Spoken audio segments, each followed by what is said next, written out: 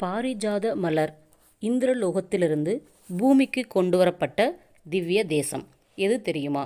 ஆமாங்க, நம்ம திருக்காவலம்பாடி 27வது திவ்ய தேசத்தில் தான் இந்த நிகழ்வு நடந்ததாக புராணங்கள் கூறுகிறது. காவலம் என்றால் பூஞ்சோலை. துவாரகை போல பூஞ்சோலைகள் மிக்க ஒரு இடம் தேடி அங்கே பாமாவுடன் தங்க விரும்பினார் கிருஷ்ணர்.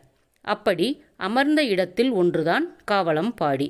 இன்றைக்கும் கூட இந்த இடம் மிகவும் பசுமையாகத்தான் உள்ளது.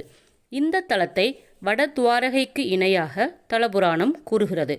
பாமாவுக்கு பிடித்தமான தேவலோக மலரான பாரிஜாத பூச்செடியை கிருஷ்ணர் பூமிக்கு இந்த இடத்தில்தான் கொண்டு வந்து தந்தார் என்பது வரலாற்று கூற்றாக அமைகிறது.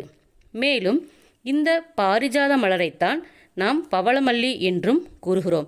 இந்த பவளமல்லி மலருக்கு இருக்கக்கூடிய சக்தி என்னவென்றால், பூமியில் கீழே விழுந்தாலும் கூட அதை நாம் எடுத்து மறுபடியும் கடவுளுக்காக அர்ச்சனை செய்யலாம்.